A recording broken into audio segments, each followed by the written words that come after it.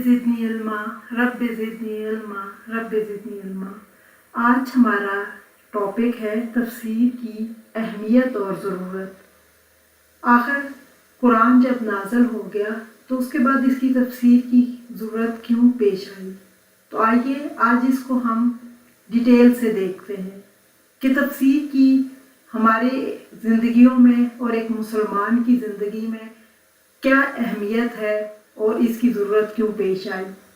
सबसे पहले हम देखेंगे तफसीर की ज़रूरत अज़रुए कुरान मजीद, यानी कुरान मजीद की रूह से तफसीर की ज़रूरत क्यों पेश आई।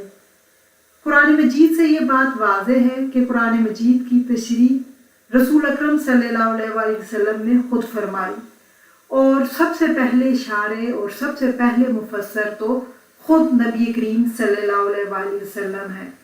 कुरान करीम इसके बारे में फरमाता है सूरह आल इमरान की आयत नंबर 164 में, लक़द मन्नल्लाहु अलल मोमिनीन इज़ बअस फ़ीहिम रसूलन मिन अनफुसिहिम यतलू अलैहिम आयातिही व युज़क्कीहिम व युअल्लिमुहुमुल किताब वल हिकमा।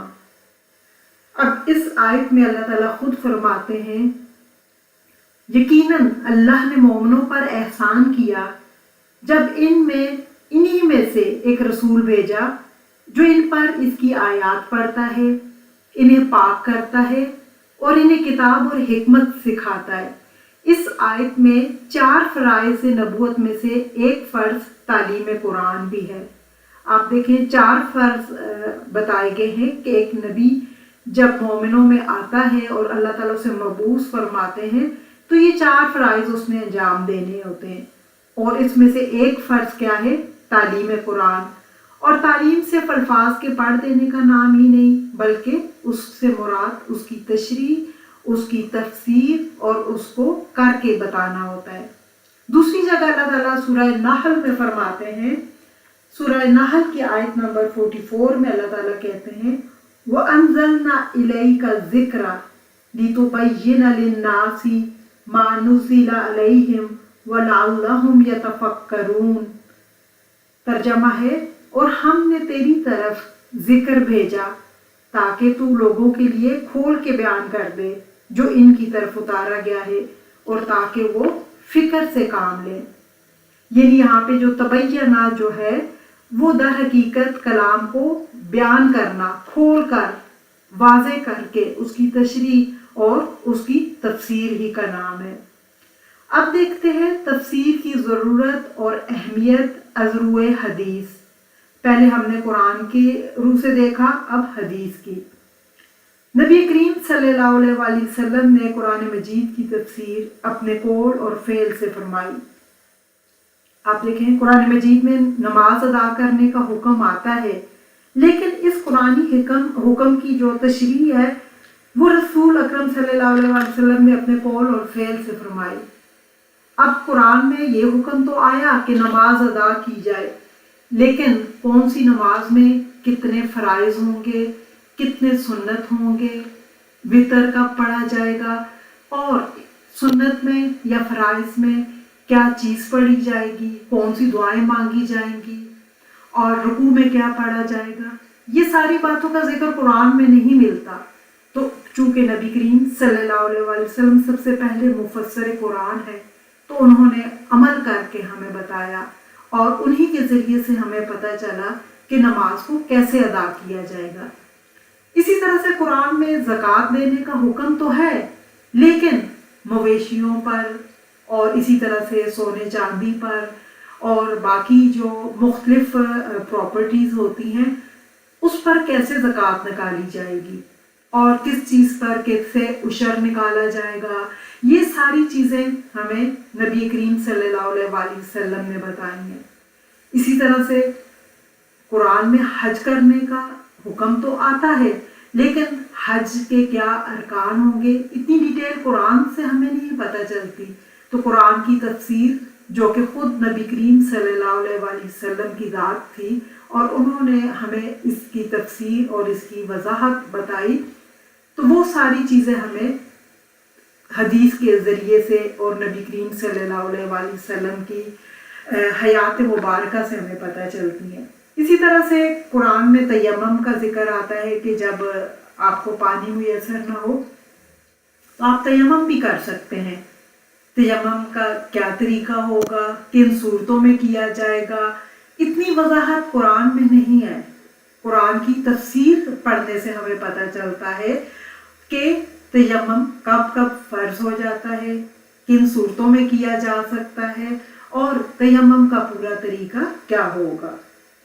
اسی طرح سے وضو کا طریقہ بھی ہمیں حدیث سے اور سنت نبوی اور نبی کریم صلی اللہ علیہ وسلم جو کہ پہلے مفسر تھے انہوں نے ہمیں واضح کر کے بتا دیا۔ غسل کب فرض ہوگا، غسل کے کیا فرائض ہوں گے، صلاۃ الخوف کیسے پڑھی جائے گی، یہ تمام چیزیں، ان کا ذکر تو ضرور قرآن میں ہے لیکن چونکہ اتنی ڈیٹیل سے نہیں ہے تو یہ ساری چیزیں ہمیں مفسر قرآن جو سب سے پہلے مفسر نبی کریم صلی اللہ علیہ وآلہ وسلم ان کے ذریعے سے پتہ چلتی ہے۔ اور اس سے پتہ چلتا ہے کہ تفسیر کتنی اہم ہے کہ اگر قرآن کی تفسیر نہ کی جاتی اور قرآن کو واضح کر کے نہ بتایا جاتا تو ایک انسان کے لیے اس کو سمجھنا بہت مشکل ہو جاتا ہے۔ احادیث سے یہ واضح ہے کہ نبی کریم صلی اللہ علیہ وآلہ وسلم نے تفسیر کے سیکھنے کا حکم بھی دیا۔ چنانچہ ایک حدیث میں ہے، سورہ حدید اور اس کی تفسیر سیکھو۔ حضرت ضحاک حضرت عبداللہ بن عباس سے مرفوعاً روایت کرتے ہیں کہ رسول اکرم صلی اللہ علیہ وآلہ وسلم نے فرمایا، یوت الحکمت۔ اب یہاں پر یوت الحکمت سے مراد قرآن کا عطا کرنا ہے۔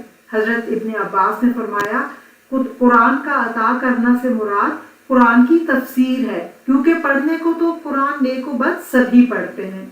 حضرت صلی اللہ علیہ وآلہ وسلم نے حضرت عبداللہ بن عباس کے حق میں دعا کی تھی، اے اللہ اسے دین میں فقاہت بخش اور سمجھ اور تعویل کا علم دے جو کہ کسی آدمی کو قرآن کے بارے میں ملی ہو مراد ہے۔ اس امر کو حضرت علی نے اپنے قول میں مگر وہ سمجھ جو کہ کسی آدمی کو قرآن کے بارے میں ملی ہو وہ مراد ہے، یعنی یہاں پر جو حضرت آپ صلی اللہ علیہ وسلم نے حضرت عبداللہ بن عباس کے لیے دعا کی اس میں فقاہت سے مراد حضرت علی کہتے ہیں کہ کسی آدمی کو جو سمجھ قرآن کے بارے میں ملی ہو یہاں پر وہ مراد ہے۔ اسی طرح سے پھر ہم دیکھتے ہیں تفسیر کی ضرورت اور اہمیت از تعامل صحابہ۔ رسول کریم کی صلی اللہ علیہ وآلہ وسلم کے اس دنیا سے چلے جانے کے بعد تفسیر قرآن کے اہم فریضہ کو صحابہ کرام نے انجام دیا۔ صحابہ کرام کے مختلف مقامات پر حلقہ درس قائم تھے، مثلا مدینے میں حضرت زید اور ان کے تلامذہ، مکے میں حضرت عبداللہ بن عباس اور ان کے تلامذہ، اور کوفہ میں عبداللہ بن مسعود اور حضرت علی رضی اللہ تعالیٰ عنہ قرآن مجید کی تفسیر اور تشریح کا فریضہ انجام دیا کرتے تھے، اور اپنے تلامذہ یعنی شاگردوں کو بھی تفسیر قرآن پر غور و فکر اور تشریح کرنے کا ارشاد فرمایا کرتے تھے۔ حضرت سعید بن جبیر حضرت عبداللہ بن عباس سے روایت کرتے ہیں کہ انہوں نے فرمایا، جو شخص قرآن مجید پڑھتا ہے اور اس کی تفسیر اچھی طرح نہیں کر سکتا اس کی مثال اس اعرابی کی ہے جو شعر کو بے سوچے سمجھے اور غیر موزوں پڑھتا ہے۔ حضرت ابو بکر صدیق رضی اللہ تعالیٰ عنہ فرماتے تھے، بے شک مجھے یہ زیادہ پسند ہے کہ میں قرآن کی کسی ایک آیت کی تفسیر کروں بنسبت اس بات کے کہ میں ایک آیت حفظ کر لوں۔